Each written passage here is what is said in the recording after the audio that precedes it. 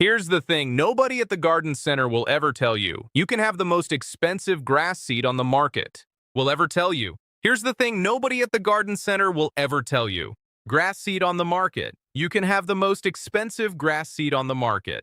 The upgrades that seemed like good ideas at the time. On a perfect schedule. You can run your irrigation system on a perfect schedule. You can edge, aerate, fertilize, and mow on a diagonal like a groundskeeper. Aerate, fertilize, and mow on a diagonal like a groundskeeper.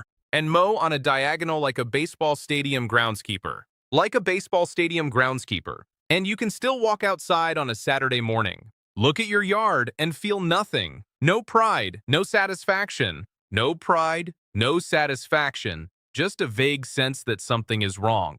No satisfaction, no pride, no satisfaction. Just a vague sense that something is wrong. Just a vague sense that something is wrong and you can't put your finger on what. Just a vague sense that something is wrong. Most of the time, the grass isn't the problem. It's what you've added to the grass. The features, the accessories, the things you bought because they looked great in a display, or because your neighbor had one, or because the packaging made them look like the missing piece your yard had been waiting for. These are the features that quietly cancel out every good decision you've made. The missing piece your yard had been waiting for. These are the features that quietly cancel out every good decision you've made and leave your lawn looking worse than if you'd done nothing at all. Every good decision you've made and leave your lawn looking worse than if you'd done nothing at all. Today, we're going through the 10 awful lawn features. That are instantly ruining yards across America in 2026. We're counting down from 10 to 1, and I'll tell you right now, number 1 is something. Number 1 is something so deeply embedded in American lawn culture that most people defend it without even thinking about it. You might be doing it right now. And once you understand what it's actually doing to your yard, you'll never look at it the same way again. You might be doing it right now.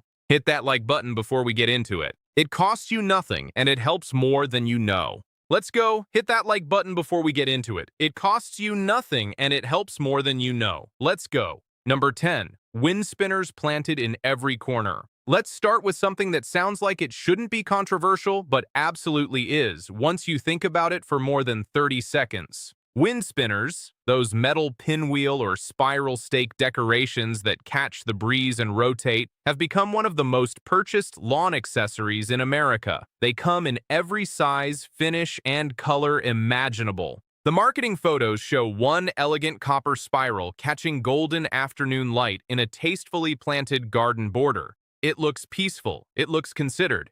What actually happens when you buy a 4-pack from the hardware store and push them into your lawn at random intervals is something entirely different.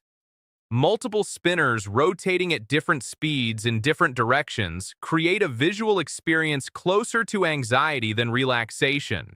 Your eye has nowhere to rest because everything is moving, everything is competing, and nothing is anchoring. A single well-chosen wind feature, placed deliberately, scaled appropriately for the space, positioned where it actually catches consistent airflow, can be genuinely beautiful. One substantial kinetic sculpture in a garden bed, made from quality stainless or coated steel, moves with purpose and draws the eye in a satisfying way. But 4 plastic spinners pushed into the grass next to your mailbox, your front bed, your side gate, and your back fence? That's not decoration. That's clutter that happens to rotate. The wind doesn't make it better. It just makes sure everyone notices it. Number 9. A bird bath with no design relationship to anything around it.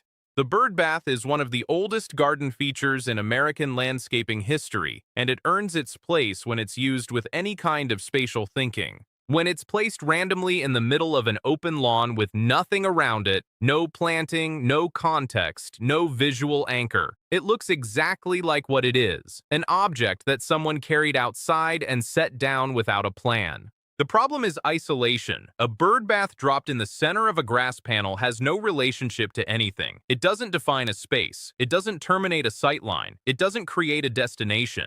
It just sits there, slightly too small for the open lawn surrounding it, catching algae and leaf debris while the birds largely ignore it in favor of the puddle that forms in your driveway after it rains. A bird bath works when it's treated as a focal point with intention behind it. That means placing it where a sight line naturally draws the eye, at the end of a garden path, centered in a formal planting circle, tucked into a sheltered corner where birds actually feel safe enough to use it. It means choosing a scale that makes sense for the space. A small ceramic bird bath in a large open lawn disappears, and then reappears as an awkward interruption at the same time, which is the worst possible outcome for any garden feature. Give it a setting, give it context, or give it to someone with a smaller courtyard where it might actually make sense. Number 8. Plastic lawn ornaments that fade in the first summer.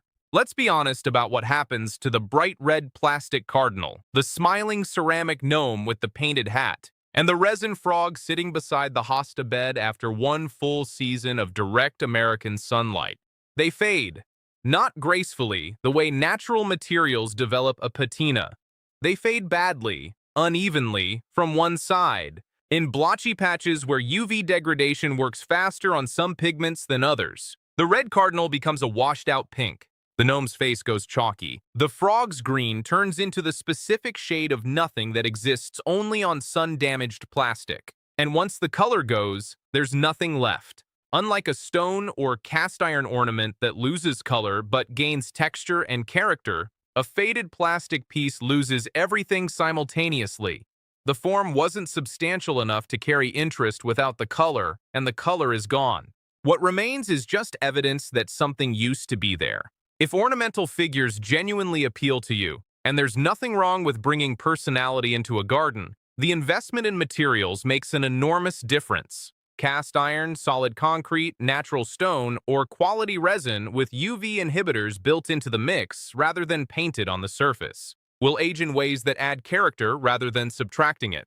The price difference between the clearance shelf piece and a quality version is often less than $50. The difference in how your yard looks 3 years from now is not comparable. Number 7. Overplanted island beds that turn into chaos by August. Island beds, those freestanding oval or kidney-shaped garden beds cut into the lawn, are one of the most popular ways Americans try to add visual interest to a flat grass panel. And done well, they absolutely work. A well-designed island bed with considered plant selection, clear seasonal structure, and appropriate scale can be the feature that gives a plain yard its identity. Done the way most people do them, they become a jungle by midsummer and a dead zone by October. The failure pattern is almost always the same. The bed gets planted in spring with more plants than the space needs. Because everything at the garden center looks small in a 4-inch pot, and the bed looks empty when you're standing next to it in April. 6 aggressive perennials, 2 ornamental grasses, 3 shrubs, and a flat of annuals get packed into a space designed for maybe half that.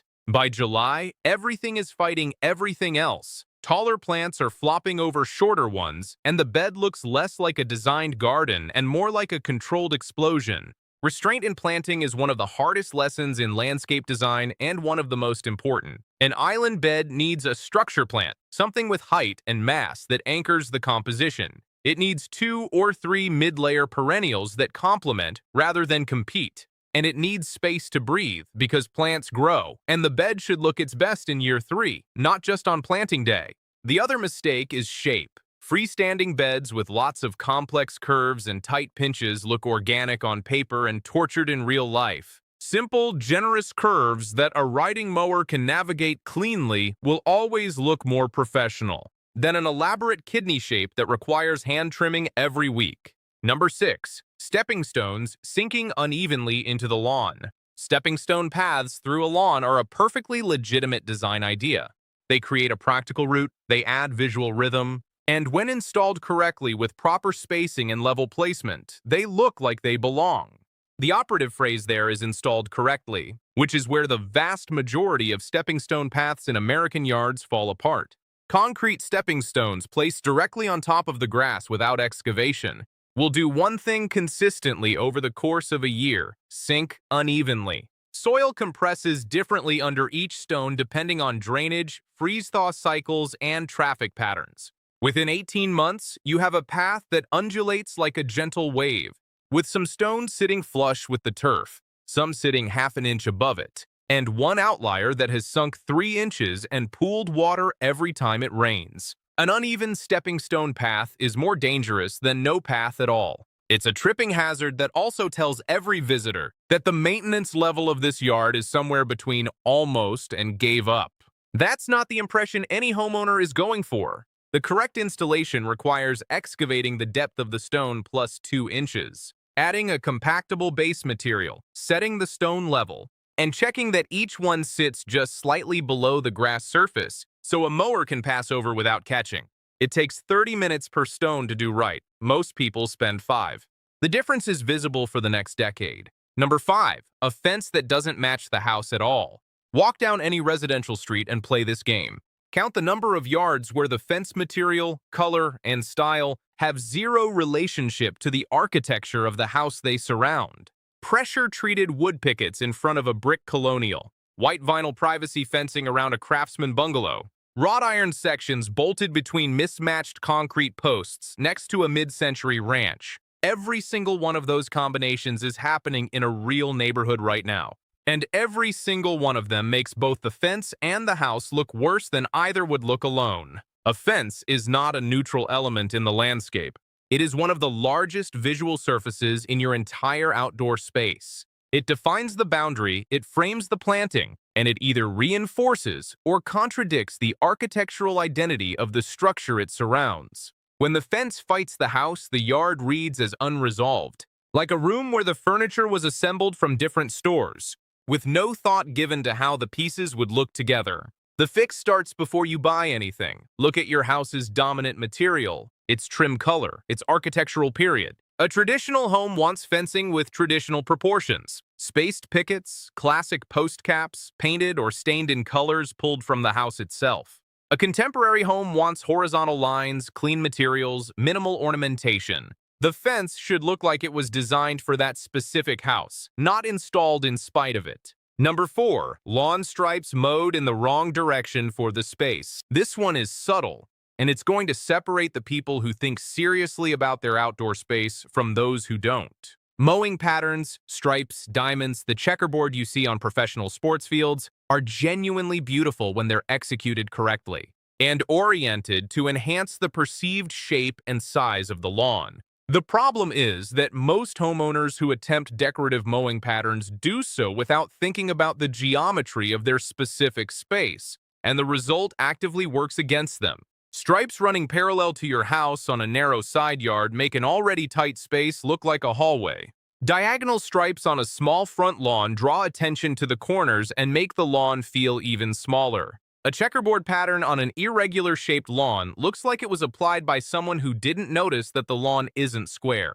The direction and pattern of your mowing should make your lawn feel larger, more open, and more purposeful than it is. Stripes running away from the primary viewing angle, straight back from the street or from the main window you look out of, use forced perspective to extend the apparent depth of the space. On a narrow lawn, stripes running the long direction stretch the eye and make the width less obvious. Think about what you're looking at and from where before you choose a direction. Mow with the geometry of the space in mind, not just with whatever feels natural as you turn the mower around. Number 3, gravel paths that migrate everywhere except the path. Loose gravel paths are one of the most aggressively oversold landscaping products in the consumer market. The showroom photo always shows the same thing: crisp, clean lines of pale limestone or pea gravel running between beautifully maintained planting beds, with not a single stone out of place. It looks expensive. It looks permanent. It looks like it requires no maintenance at all. Then you install it in your actual yard, where actual weather happens, and actual feet walk on it, and an actual lawnmower operates within 18 inches of it. Gravel migrates. It migrates constantly, enthusiastically, and in every direction you don't want it to go. It washes off the path during rain and settles into the grass at the edges. It gets kicked into the lawn by anyone who walks quickly. It gets launched by the mower when someone drifts slightly off course, which is a safety issue, not just an aesthetic one. Within a single season, a gravel path without aggressive edging containment looks like someone scattered rocks across the general vicinity of where a path used to be. The containment system is everything with loose gravel, deep steel or aluminum edging set below grade on both sides, installed tightly with no gaps at corners, is the minimum infrastructure that gives a gravel path a fighting chance. The other option, and often the smarter one, is to use a stabilized gravel product bound with a resin matrix that holds the stones in place while still looking and draining like loose gravel. It costs more upfront and saves you the aggravation of raking the path back together every 2 weeks for the rest of your life. Number 2, overgrown foundation, shrub swallowing the house. This is the one that sneaks up on people slowly, which is exactly why it does so much damage before anyone notices. Foundation planting.